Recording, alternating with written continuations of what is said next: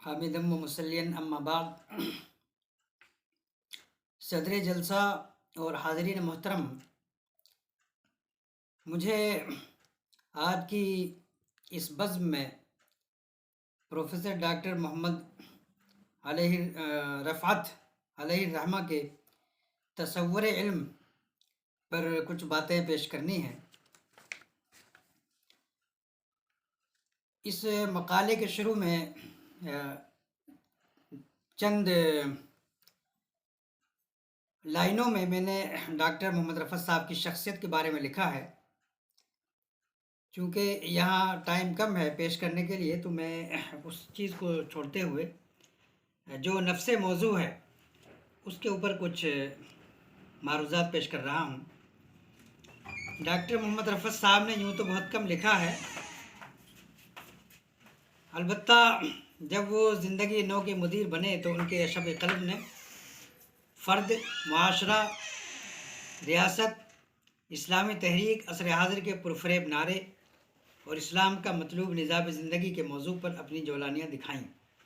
ان کے جاندار اداریے کتابی صورت میں شائع ہوئے اور یوں ان کی کئی کتابیں اردو میں منظر عام پر آئیں۔ بہرکیف ان کے تصور علم پر مختصر بعض باتیں میں یہاں پر پیش کرتا ہوں۔ اپنے مقالے نظام تعلیم موجود سے مطلوب کی جانب شائع کردہ زندگی نو اور افکار ملی دسمبر 2016 جو اس کی اشاعت خاص تھی، اس میں انہوں نے لکھا: امت میں جو تعلیمی نظام اس وقت موجود ہے اس کی دو قسمیں ہیں۔ ایک قسم وہ ہے جس کو دینی تعلیمی نظام کہا جاتا ہے اور مدارس کہے جانے والے اداروں میں رائج ہے۔ اس نظام کی حفاظت کے باوجود اس کے نقائص کا اعتراف کیا جانا چاہیے۔ ہمارے نزدیک دینی تعلیمی نظام کے کچھ افادی پہلو یقیناً ہیں۔ مثلاً یہ مسلمانوں کا سب سے بڑا تعلیمی نیٹ ورک ہے۔ مسلمانوں کی ایک بڑی تعداد کو یہ مدارس خواندہ بناتے ہیں، جو لوگ کہ اسکول اور کالج نہیں جا سکتے۔ یہ مسلمانوں کی مذہبی ضروریات پوری کرتے ہیں۔ ملی تنظیموں اور جماعتوں کو یہیں سے کارکنان ملتے ہیں۔ ان کے ذریعے سے ملی تشخص کو برقرار رکھنے میں مدد ملتی ہے۔ تاہم اس نظام تعلیم کے اپنے نقائص بھی بہت ہیں، جن کی طرف ڈاکٹر رفعت صاحب نے بھی متوجہ کیا۔ لیکن جب مدارس کی اصلاح یا جدید کاری کی بات آتی ہے تو اہل مدارس اور علماء اکثر یہ عذر لنگ تراش دیتے ہیں کہ ملت کے صرف 3-4% بچے ہی مدارس میں جاتے ہیں، ان کو ان کے حال پہ چھوڑ دیا جائے، باقی جو پڑھنے والے بچے ہیں اسکولوں کالجوں میں ان کی طرف توجہ کی جائے۔ لیکن ظاہر ہے کہ اس دلیل سے اس بات میں کوئی دلیل نہیں ہے، کوئی جان نہیں ہے، اور اس سے اتفاق نہیں کیا جا سکتا، کیونکہ اگر 100 میں 4% لوگ بیمار ہیں تو ان 4% لوگوں کو یہ کہہ کے نہیں چھوڑ دیا جائے گا کہ یہ تو بس تھوڑے سے ہیں، ان کو چھوڑ دیجئے، باقی جو 96% ہیں ان کا علاج کیا جائے۔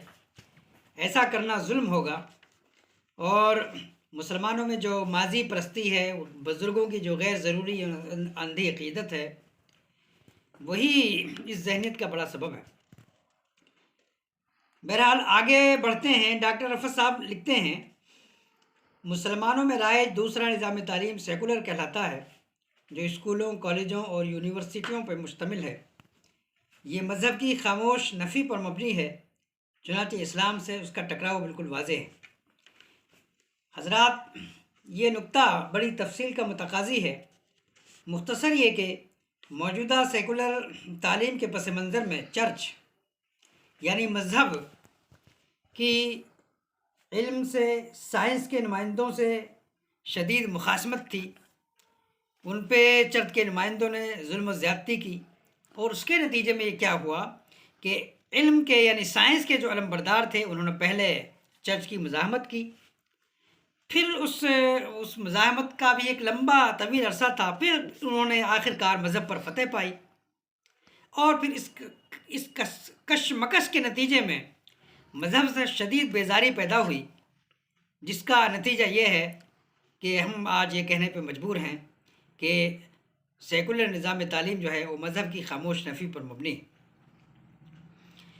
مذہب یعنی مسیحیت میں اصلاح اور ریفارمیشن کی جو تحریکیں تھیں، جو اور اس کے نتیجے میں جو سائنس کا عروج ہوا، تحریک احیاء علم رناساں چلی، جس کا مذہب پسندوں نے بڑی دقیانوسی اور تارک الخیالی کے ساتھ مقابلہ کرنے کی کوشش کی اور جس میں وہ ناکام ہوئے، اس تحریک کی وجہ سے ہی الحاد نے فروغ پایا، جس کے لیے پوری کتاب کی ضرورت ہے اور اس پہ بہت کچھ لکھا بھی گیا ہے۔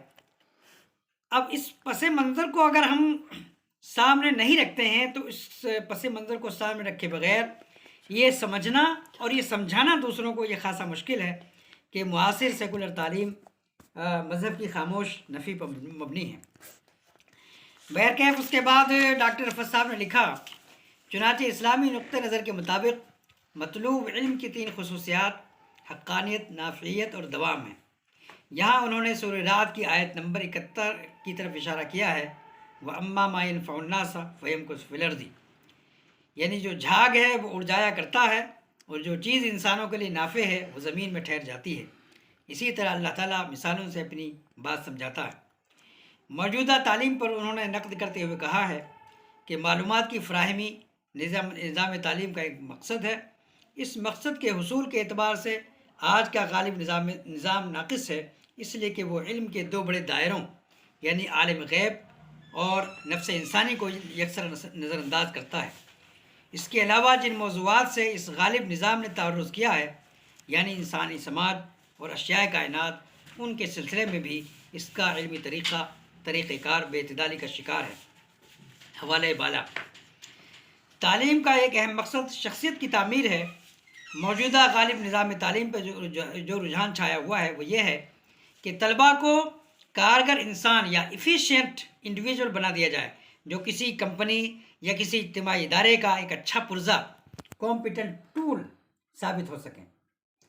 ڈاکٹر صاحب کے اس خیال کی مزید تشریح کی جائے تو تھوڑا سا اس سے اختلاف کرتے ہوئے ہم یہ کہیں گے کہ آج ہمارے ذہنوں میں سیکولر تعلیم کے بارے میں یہ بڑی غلط فہمی پیدا ہو گئی ہے کہ وہاں صرف مادیت پرستی سکھائی جاتی ہے اور بچوں کو لادین بنا دیا جاتا ہے۔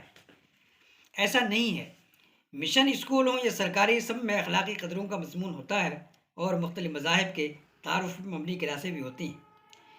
اس کے مقابلے میں ہم یہ سمجھتے ہیں کہ دائیں بازو کے جو اسکول ہیں، جہاں پر ہندوتو کا تخریب کارانہ اور متشددانہ نظریہ طلباء کے ذہنوں میں ڈالا جاتا ہے، وہ سیکولر مادیت سے بھی زیادہ خطرناک ہے اگر ہم اپنے یعنی ملک کے پس منظر میں بات کریں۔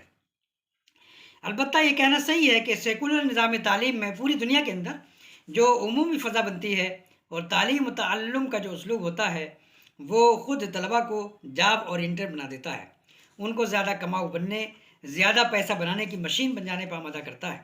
چنانچہ یہاں سے نکلنے کے بعد زیادہ تر طلباء اچھے کلرک، اچھے بیوروکریٹ اور اچھے افسران بننے کا خواب دیکھتے ہیں یا انجینئر اور ڈاکٹر بننے کا۔ سماج اور معاشرے کی خدمت زیادہ تر کا ایشو نہیں ہوتا۔ یہ صورتحال میڈیکل اور IIT کے شعبوں میں زیادہ چھائی ہوئی ہے۔ اس کی وجہ یہ ہے کہ طلباء وہاں لاکھوں اور بسا اوقات کروڑوں کا ڈونیشن دے کر اس کی پڑھتے ہیں۔